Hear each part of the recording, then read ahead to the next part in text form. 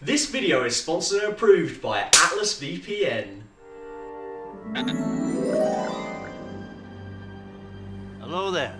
Back in 1999, the only recognisable face of Obi-Wan Kenobi was this one. He claims to be the property of an Obi-Wan Kenobi. Is he a relative of yours? Do you know who he's talking about? Obi-Wan Kenobi.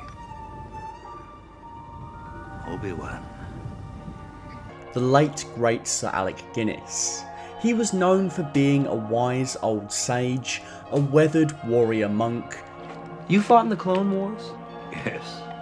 I was once a Jedi Knight, the same as your father. The classical mentor figure who ushered our hero on his path.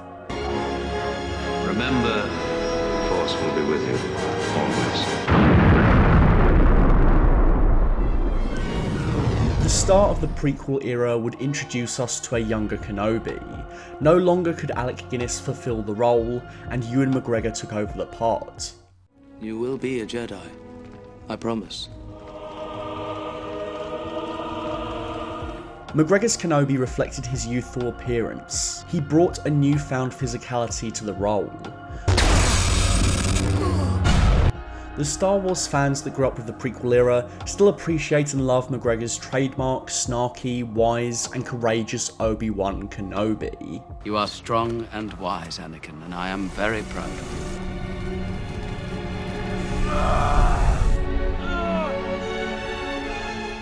Alec Guinness was an incredible Obi-Wan Kenobi in the original era of Star Wars. Ewan McGregor's performance brought something fresh and new. He allowed the character to evolve and helped to cultivate a new generation of Star Wars fans. In 2020, the most popular and iconic Jedi in the series made a surprise rescue when all hope seemed lost. Cornered in the control room of Moff Gideon's cruiser with no way out, Bo-Katan, Koska Reeves, Fennec, Cara Dune, Grogu and Din Djarin faced certain doom. After fighting tooth and nail to get to the child, barely managing to escape with his life against one Dark Trooper, Din is way in over his helmet. They need a miracle. They need a new hope.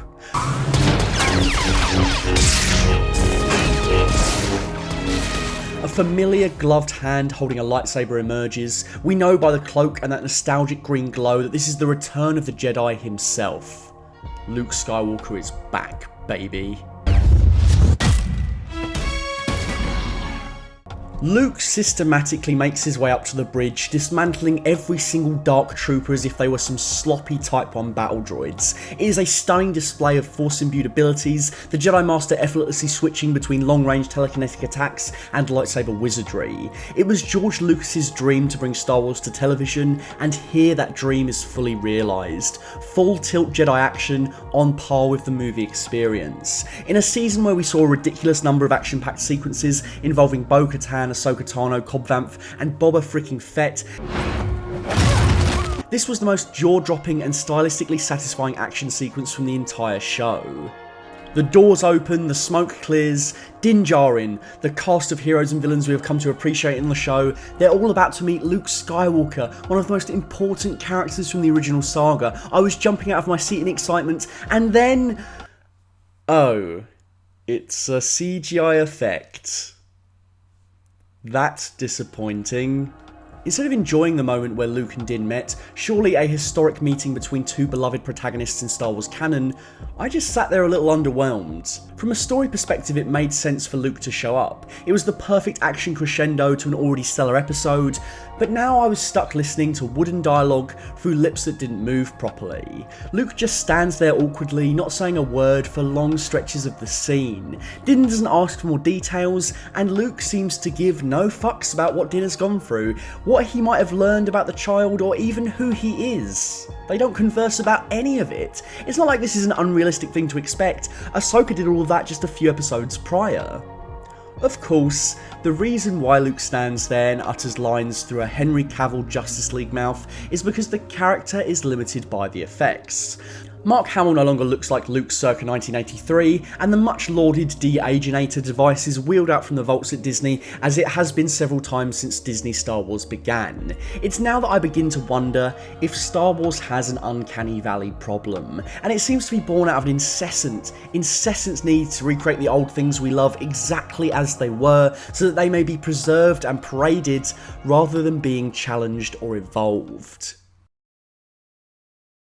But before I delve into the nitty gritty of Star Wars' CGI faces, I want to talk about today's sponsor, Atlas VPN.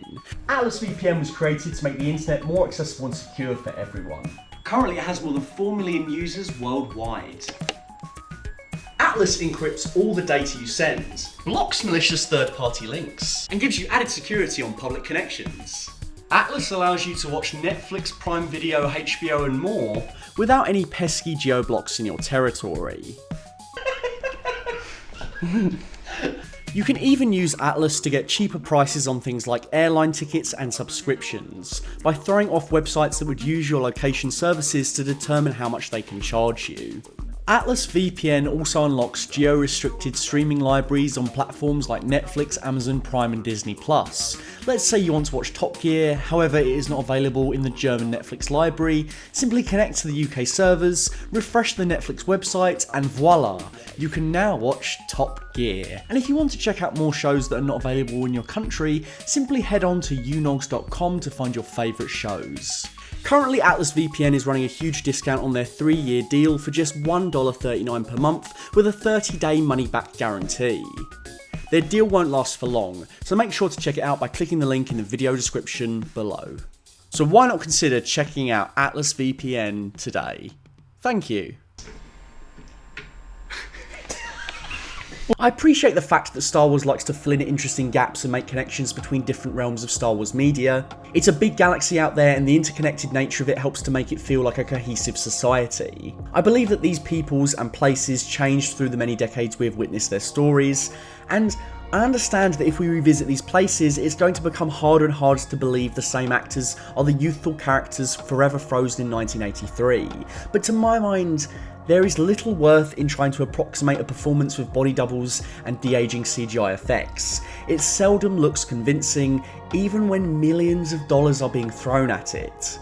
Rogue One features a fantastic moment where the audience is reacquainted with an old villain from Star Wars past, Grand Moff Tarkin. Seen through the reflection of the Star Destroyer viewing deck, the voice and cinematography create a charming glimpse into the role made famous by the late great Peter Cushing, and then we've heard word of rumours circulating through the city. They just couldn't resist showing off the effect, could they? I couldn't resist. I know a lot of people like these effects and Tarkin's role in that movie, but for me, this just pulls me out of the movie with every frame it features this Count Olaf looking monstrosity. And it's even stranger when Tarkin is surrounded by a load of real people, not with CGI skin as if they've just walked off the Polar Express. British actor Guy Henry, known for Casualty, had the unique opportunity to give his own interpretation of the Cushing role. He was on set to give a Tarkin performance, only one that would later be used as one of many pieces in a VFX collage. His face was plastered with CGI, and any chance of a real performance was lost. The problem is Cushing's performance and Henry's performance didn't always match. That required painstaking, sometimes frame-by-frame adjustments, constantly refining the most subtle details you can imagine. I really believe you should either do it, go the full hog and give us the character, or do what Revenge of the Sith did. It cast Wayne Pegram and utilised a long shot and prosthetic makeup. Filmmaking techniques were used to bridge the gap between the new actor and Cushing. It's an understated cameo, but highly effective. I get a kick out of seeing it every time. Oh look, there's Grand Moff Tarkin with Vader and the Emperor. Amazing, in episode 3 as well? This moment in Revenge of the Sith shows the restraint that Tarkin in the mirror should have had. Rogue One then ends with a CGI replacement for Carrie Fisher. As if this wasn't morbid enough already, it is notable for coming out just a few days following the actor's passing. As if this wasn't enough of a sign that these special effects demos don't equate to a fraction of the charm and energy of the actors from which they ape the likeness of. So Palpatine's been out there all this time, pulling the strings. Always in the shadows from the very beginning. Carrie Fisher was recreated again using a combination of reused footage and CGI composites in the sequel trilogy threequel, The Rise of Skywalker. I understand you want to find a way to honour Carrie and her work that made Star Wars a household name, but are a bunch of effects that skewer the line between photoreal and creepy the answer? General, we're getting reports of a raid at the Festival of Ancestors. This mission is everything. We cannot fail. It doesn't look anywhere near as peculiar as in Rogue One, but even when what's on screen of Carrie is cut from a deleted Force Awakens scene, you can tell that she has been reinserted into a new one. Like what? Do me a personal favor. Be optimistic. Yes, ma'am. You're not going to believe how well this is going to turn out. This is terrific. You can feel the disconnect between Carrie and the actors on this other set. Ray, be patient. Nothing's impossible. Nope. Some things are impossible. It is impossible to capture Carrie Fisher's Leia. I'm sorry, it is. It's a noble effort, but as a way to honour the late thespian, it baffles me. I really think it would have been better to gracefully retire the character between episodes 8 and 9. Yeah, we'd all love to see Carrie on screen one more time, especially at the end of the Skywalker saga. But some things just aren't meant to be. There's no way to adequately cheat it. I love you. I know. Time simply moves on. Eventually you just can't play a certain character at a specific age. Old Han Solo played by Harrison Ford is great, and I love it. But it's a slightly different energy to young Han Solo. He moves differently. You feel that extra emotional weight and all the years that have taken their toll on the actor and the character. Yes, I do. Every time. I also just don't think it's very good for working actors trying to make it. Like, back in the day when an actor became too old for a role, it was recast. There was no question of de-aging, the show simply went on. The torch was passed, and new generations of would-be stars and hard-working actors would get a shot to be the next Doctor Who or the next James Bond. Where would we be today if those effects had existed when it came time to say goodbye to a fan favourite? Eventually, it's time for fresh bloods to make iconic performances and movie magic of their own. If we begin to rely more and more on these effects, and insist on utilising the likeness of the same actors even beyond the grave, what hope is there for new talent to define a generation of movie making? In my opinion, The Mandalorian should have skipped the effects and gone back to the fundamental aspect of the magic. Casting is absolutely everything. Casting is the dark arts of television. Casting is everything.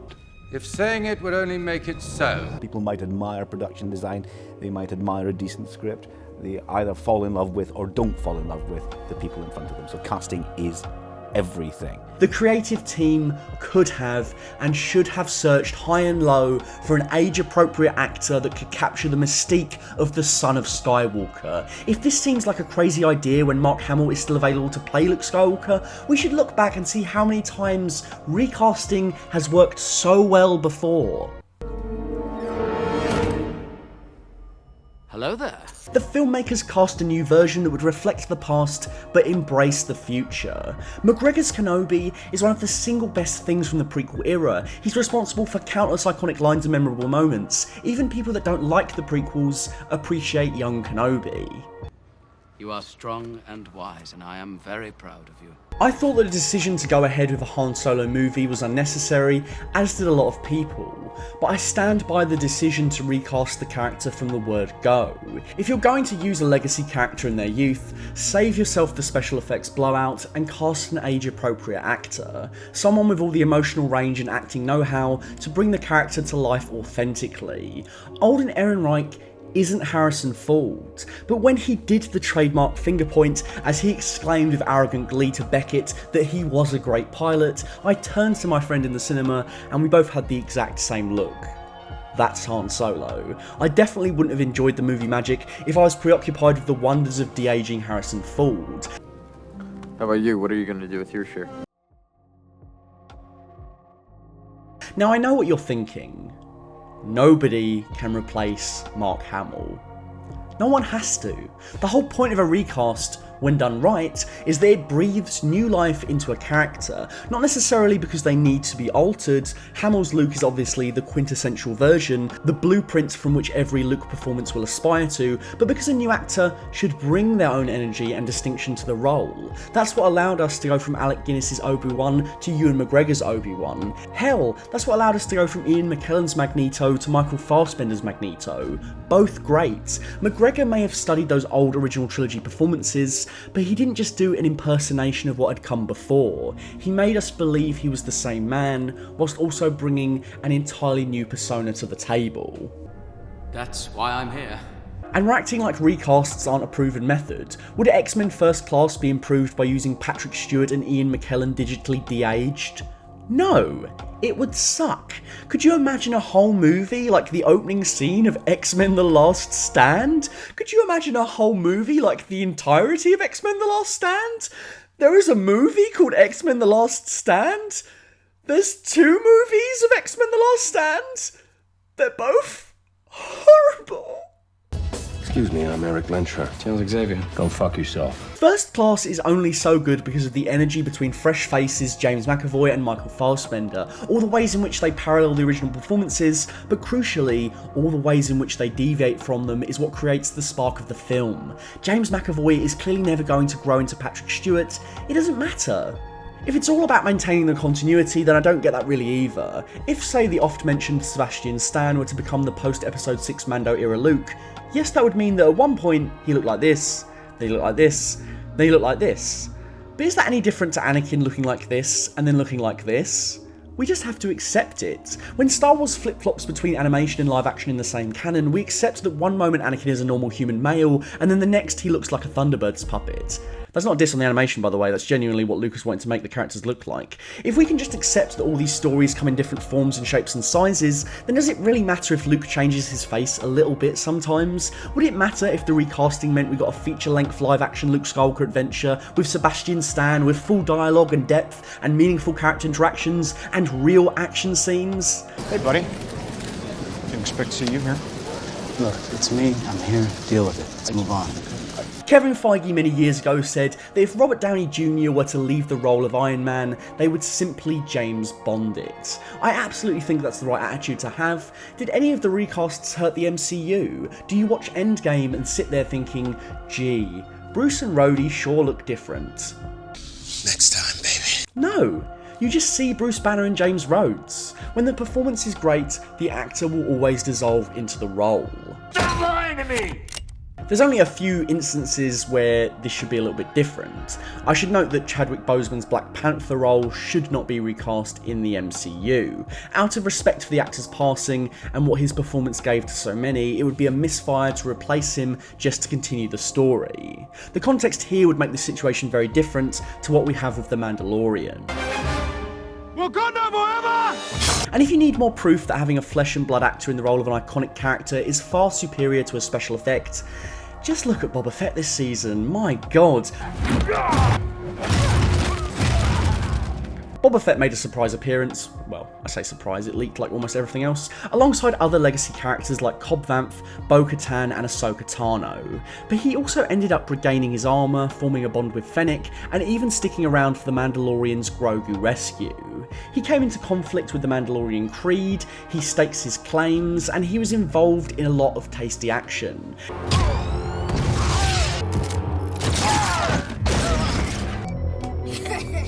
This was all wonderfully brought to life by Temuera Morrison. Did you take the creed? I give my allegiance to no one. I don't think anyone was expecting Boba Fett to factor into the second season in as big a way as he did, but it was an absolute joy every moment he was on screen. Oh, you know, for a second I thought you were this other guy.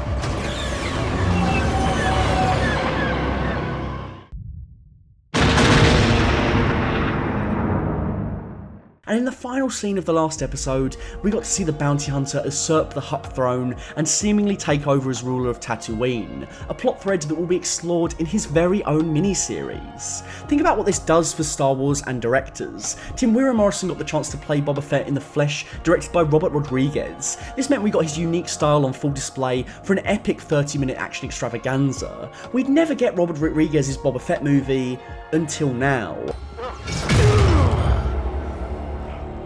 And because that team up worked so well, Rodriguez is returning for the Book of Boba Fett, executive producing alongside Favreau and Filoni, which means we're almost certainly going to get the man behind El Mariachi and Once Upon a Time in Mexico at the helm of at least one of the 4-episode run. Would any of this happen if Boba had come back in a composed way using VFX a la Luke Skywalker?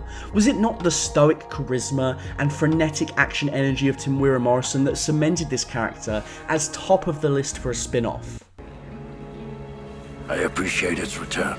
I know Temuera Morrison isn't as much a recast as finding a new actor for Luke Skywalker. Yes, Temuera Morrison is the logical canon choice to play Boba Fett, the ages will work out, but only because of the canon that was created in 2002. Before that, Boba Fett was a slim Caucasian male. He's only a beefy Maori brawler now because he's supposed to be a clone of Jango Fett, a character created during the prequels played by Temuera. Until Lucas went in and filled that backstory, we were led to assume Boba reflected Jeremy Bulloch, the original late great Boba Fett. Star Wars already has a precedent of altering its characters and even its continuity, well before the Disney takeover. If we hadn't have accepted the retcon of Boba as a clone of Temuera's Jango, we wouldn't have gotten all this very recently. When you look at the Boba Fett from the original trilogy to the one we have now, it is essentially a recast, just one that came with retcons over time. If you can believe that these two characters are the exact same person, then seeing a new iteration of any Star Wars character is fine. Maybe if Luke had showed up properly like Boba did, a physical presence that had flesh and blood conversations with the other characters, we'd be sitting on not only the Book of Boba Fett, but the Book of Luke Skywalker too. Because once you get past a fresh-faced actor pretending to be that iconic character, once you just see them for the character they have been cast to play, you can have a whole lot of fun. The possibilities with the character in this, as of now, unwritten time of his life are endless. We could see Luke face new adversaries, we could bring back Mara Jade, we could see him train a whole new generation of Jedi. I don't know about you, but if we can get all of that instead of a couple of stilted lines in CGI, I'll take that every single time. No matter how much you try to make movies realistic, they always will be theatre. If you need characters in your movie, cast actors to play them. It really doesn't matter what their bone structure is, or whether or not the character looked a certain way 5 minutes ago, the actor just needs to embody the heart behind the role. You don't need to de-age an older actor to make them like new again, you don't need to splice in unused footage to try and make us believe their performances can work from the great beyond. The effects might sometimes be downright incredible, but it limits what you can do with those characters, and visual effects must always complement the story, not put it in a bind. But I put it to you, do you agree with me? Would it be better to have an actor play Luke Skywalker, or did you like the fact that we got an approximation to Hamill? Would you say the same for Grand Moff Tarkin in Rogue One? I have a feeling I'm in the minority here, but that's okay. If you likewise agree or disagree, let me know why in the comments below. And if you want more Star Wars videos from me, why not check out my first couple of reviews of The Bad Batch on the Full Fat Podcast YouTube channel. We're also doing week-to-week reviews of the latest releases, so if you want to hear my thoughts on Spiral and Godzilla vs. Kong, check out the pod. Thank you. If you happen to like the photoshops of Luke Skywalker and Mara Jade, please check them out on my Instagram page where I try and develop my photoshopping skills. That's skills with a Z. Hi guys, Matt here. Thank you for watching another Full Fat video. Don't forget to click that subscribe button and hit the bell so you know when a new video drops. If you'd like to get in touch with me, why not follow me on Twitter at FullFatVideos or on Instagram at full_fat_videos. A big personal thank you to our Full Fat tier patrons, Dr. Chike, Jax Merrick and Cyrus Solker. Your ongoing support keeps the lights on. Until next time, keep it full fat.